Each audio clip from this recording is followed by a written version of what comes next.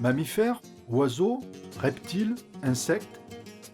Le département du Gard est riche d'une faune sauvage et domestique exceptionnelle. Partageant un même espace, l'homme et le monde animal se rapprochent. Mais une telle proximité est parfois source de danger.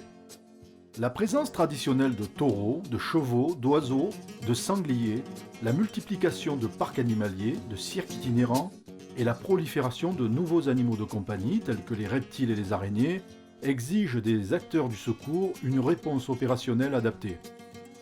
Face à ce type particulier de danger, le service départemental d'incendie et de secours du Gard organise une réponse opérationnelle sous la forme d'un groupe constitué, une unité spécialisée, référent animalier au sein du département. Sa mission, apporter une aide technique aux intervenants sapeurs-pompiers dans la mise en œuvre de méthodes et de matériel d'approche, de capture ou de sauvetage d'animaux agressifs ou blessés. Son nom de code, USIA 30. L'unité spécialisée d'intervention animalière du Gard. Vous arrivez entre 20 et 25 mètres, le taureau va charger. C'est la zone critique là, en fait. La zone critique, 20 mètres sur un taureau. Il va commencer à avoir un comportement, il va commencer à gratter le sol, il va monter le mur, il va commencer à se faire. Il va bouger avec la tête et l'air de dire attention, tu rentres dans ma zone critique, si tu fais un pas de plus, là je vais charger. Alors qui c'est qui peut s'approcher jusqu'à 70 mètres? Allez, deux. Allez, c'est bon. Allez. Alors à l'origine de cette unité, ce sont deux hommes, le lieutenant Coin, ancien chef du centre de secours des pompiers de Saint-Gilles, qui a fait avoir ses droits à la retraite voilà maintenant plusieurs années, et le caporal-chef Jean-Luc Lichestein, toujours en activité et un des piliers du centre de secours de Saint-Gilles, dans les années 90. Donc le centre de secours de Saint-Gilles est positionné aux portes du parc naturel de Camargue, et il a cette proximité très forte avec la faune sauvage que sont les taureaux, les chevaux et les oiseaux. Donc très souvent ils ont été sollicités pour porter assistance et secourir ou capturer des animaux.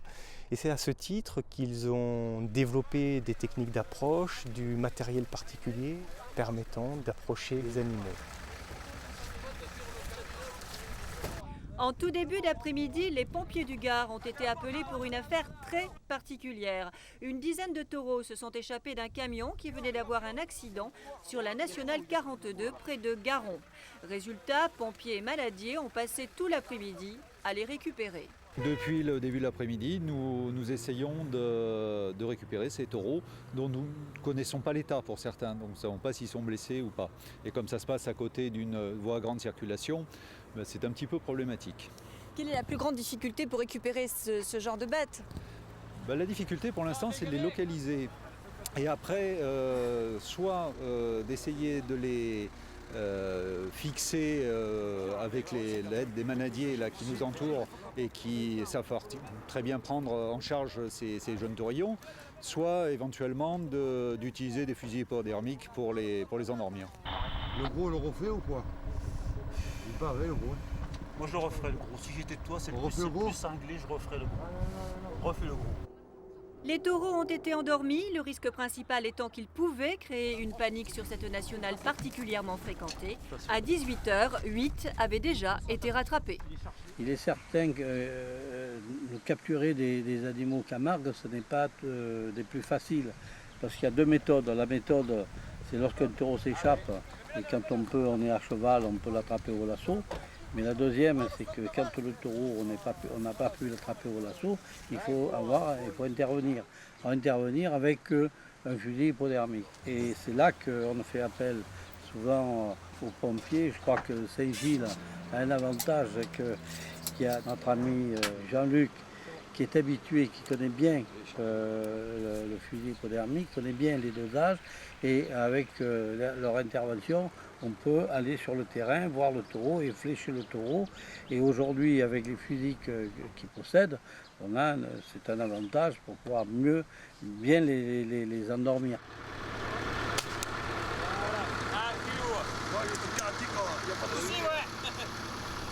Vous avez vu là? Ouais, il est bon là, il est impeccable. Ce que je conseille souvent, c'est lorsqu'on flèche un taureau, si on ne l'a pas trop embêté, de le laisser tranquille, pas l'embêter, surtout ne pas l'embêter. Et après là, à ce moment-là, le produit fait rapidement effet. Mais si le taureau se met à galoper, à ce moment-là, ça peut durer 1 heure, ça peut durer 2 heures, ça peut durer très longtemps. Enfin, grâce à l'intervention des fusées hypodermiques, on a pu quand même récupérer des taureaux dans des conditions très difficiles. Voilà dans quelles circonstances a été créée cette unité. Et dans un deuxième temps, par extension, c'est le centre de secours de Terre de Camargue situé au Grau du Roi qui a également pu bénéficier de cette compétence, de cette expérience, et des sapeurs-pompiers sur Terre de Camargue ont également été formés.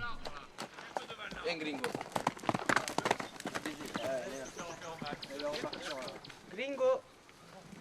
Voilà, allez, là vous y parlez. Là maintenant on peut s'approcher les gars, justement pour l'empêcher de repartir. Donc là, ce stage a pour but de former des équipiers animaliers, donc des sapeurs-pompiers qui ont une spécificité pour toute intervention mettant en jeu des animaux. Le vétérinaire est un partenaire privilégié de l'USIA puisque l'USIA a une compétence évidente en termes techniques et matériels, mais le vétérinaire sapeur-pompier va apporter ses connaissances médicales et ses connaissances sur le monde animal, notamment sur le comportement de certaines espèces, et permettre ainsi aux équipiers animaliers d'être beaucoup plus pertinents et efficaces dans leur intervention. Tu fais une boucle, comme ça, tu passes dessous, dedans, tu refais le tour, tu repasses dedans. Voilà.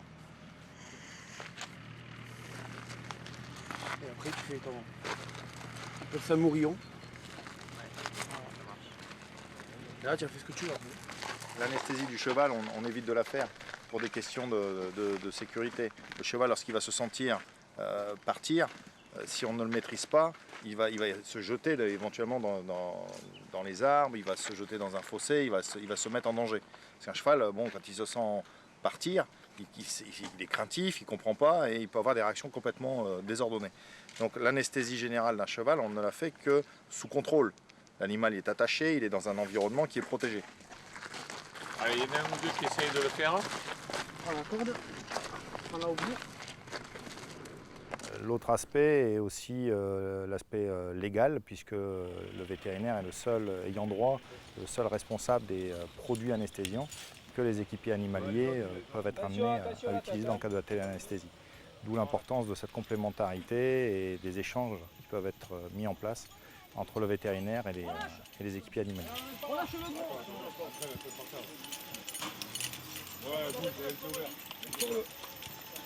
Relâche le gros, relâche le gros. Relâchez tout, relâchez tout. Relâche, lui. Avance encore. Allez, pose. Ah, c'est bon. Ouais, mais vas-y Marco, tire pas, tire plus.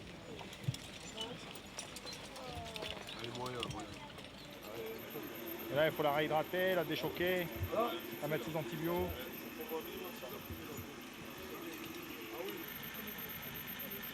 Alors au jour d'aujourd'hui, tous les sapeurs-pompiers, qu'ils soient professionnels ou volontaires, bénéficient d'une formation de base, de tronc commun, qui concerne le sauvetage animalier. Mais la réglementation, l'évolution des mentalités, notre société a fait que l'animal s'est peu à peu rapproché du statut de l'homme et a nécessité une considération plus importante. Donc c'est des sapeurs-pompiers qui ont été formés spécifiquement, donc je vous le disais, à des techniques d'approche, qui a amené de la collaboration avec des professionnels du monde animalier. Le matériel s'est également développé. Très récemment, depuis 2006, on peut utiliser les fusils hypodermiques, qui sont une avancée considérable dans la possibilité de capture des animaux sans les blesser. Oui, c'est bon. T'es validé là. Alors aujourd'hui, ce sont 40 sapeurs-pompiers du niveau équipier et chef d'équipe qui réalisent environ 60 interventions par an, ce qui est un nombre d'interventions relativement soutenu. On intervient sur deux types d'interventions précises. Un animal qui peut présenter un danger ou l'animal qui lui-même est en danger et sera blessé. Récupère-moi le plan dur dans le véhicule pendant ce temps-là. À ce titre, on intervient donc avec des vétérinaires sapeurs-pompiers. On dispose de 2 vétérinaires sapeurs-pompiers dans le Gard, de façon à pouvoir traiter médicalement les animaux. Est-ce qu'il y en a encore des blessés qui traînent là? Celui-là n'a pas l'air blessé là. Attention, on touche pas à ça. Et on va intervenir sur des interventions donc, de taureaux, de chevaux qui peuvent s'échapper et qui peuvent présenter un danger, notamment en termes de circulation. On peut également avoir le contexte particulier des cirques qui véhiculent beaucoup d'animaux sauvages et pour lesquels ça nous est arrivé d'intervenir pour des tigres qui s'étaient échappés voilà quelques années. Plus classiquement, on va intervenir également sur des sangliers qui tombent dans les canaux de Camargue ou les Roubines. On portera également assistance à la faune sauvage en collaboration avec l'Office national de la chasse. Le parc ornithologique également de Pont-de-Gau pour ce qui concerne les espèces protégées d'oiseaux. Le rapport aux animaux a beaucoup évolué ces dernières années. On voit apparaître des NAC, les nouveaux animaux de compagnie. Il y a tout un aspect réglementaire qui fait qu'on ne fait pas n'importe quoi avec les animaux. Et nous travaillons en collaboration surtout avec des professionnels. Aujourd'hui, à la manade Pierre Aubanel, par exemple, les manadiers. On travaille également avec le zoo du Lunaret, avec la gendarmerie pour tout ce qui concerne l'approche des chiens. Le siquarium également, où nous intervenons ponctuellement pour la faune marine, récupération de dauphins échoués sur les plages, ou de tortues, comme ça nous est déjà arrivé de le faire, ou encore la ferme aux crocodiles, où nous allons nous former tous les ans pour approcher les reptiles. Et avec tous ces partenaires institutionnels et privés, eh bien, on échange, on partage et on améliore nos techniques d'approche et comportementale des animaux. Voilà, et ben voilà. Bon, là, on commence à proprement dire l'opération. C'est toi qui as lancé dessus, on va dire c'est toi qui vas prendre la gueule. Donc tu viens, vous venez saisir juste devant les antérieurs. C'est pas forcément besoin. Tu lui bloques les pattes, et la queue en fait. T'as pas besoin d'être dessus en fait. Faut être sur un animal de cette taille. Faut être synchro. Parce que faut sinon... juste être ensemble. Voilà, le truc c'est de faire la manipulation simultanément. Toucher la bête en même temps, parce que sinon tu prends un astuce de coup de queue derrière aussi. Voilà. Prépare-toi. Tac. Et là tout de suite. Voilà. Et là maintenant vas-y, descends dessus. Voilà. Allez, et tu lui bloques la mâchoire. Voilà. Allez, tiens-le bien. L'origine des formations vient au départ des pompiers de Paris qui avaient un problème avec des animaux entre guillemets NAC. Et en fait ces animaux-là, ils n'avaient pas de méthode de capture pour pouvoir faire ça en toute sécurité. Donc on nous a demandé de monter une formation dans ce domaine-là pour arriver à ce que les gens soient un peu mieux informés pour de la capture et de la manipulation. Dessus, la même position que quand tu es venu te mettre sur l'animal. Là, tu es sur la gueule. Les reptiles deviennent des animaux de plus en plus communs et aujourd'hui il y a des salons de plus en plus fréquents dans toute l'Europe et dans ces salons le problème c'est qu'on peut trouver tout et n'importe quoi, aussi bien du serpent venimeux que du crocodile à des prix complètement raisonnables, ce qui fait que c'est à la portée de monsieur tout le monde et derrière tout ça, bien entendu, c'est les pompiers qui se retrouvent après en face de ces animaux. Voilà. Dégage ton corps, voilà. Voilà, tu restes là-dessus. Exactement, tu passes la jambe, tu restes à dessus, tu remets la tête ton poids. Et maintenant, toi, hop, à l'arrière. Donc maintenant, toi, tu restes en stand-by justement. Et à l'arrière. Tu fais ça. Avec tes deux mains cette fois-ci. Avec tes deux mains, tu viens prendre. Tu serres les comme ça. pattes. Voilà. Et tu tout saisir. Et quand tu le lèves, tu pointes la queue sous l'avant-bras. Voilà. Et là, c'est quand vous voulez. Faut parler. On compte. Attaque. Pense à la queue sous l'avant-bras. Voilà, tu lèves. Allez, à 3, sur le 3. 1, 2, 3. Voilà. Bien, super. Alors les enjeux aujourd'hui, c'est de continuer à acquérir de la compétence et de l'expérience pour tout ce qui concerne le domaine animalier. Pour cela, nous avons besoin, nous, d'acquérir de nouvelles techniques, de bien comprendre le comportement animal, de nous doter en matériel spécifique et de travailler avec des partenaires qui sont très spécialisés dans leur domaine. Ça nous permet d'échanger et d'intervenir conjointement dans des interventions un petit peu difficiles. Notre environnement est très proche de celui de l'animal. On a la faune sauvage, bien sûr, on a les animaux domestiques, les nouveaux animaux de compagnie, les NAC. Mais on voit apparaître également de nouveaux risques, de nouveaux périls. On parle de grippe aviaire, on parle de frelons asiatiques. Et donc nous avons besoin, nous aussi, de mettre à jour nos compétences de façon à pouvoir acquérir de nouvelles techniques opérationnelles.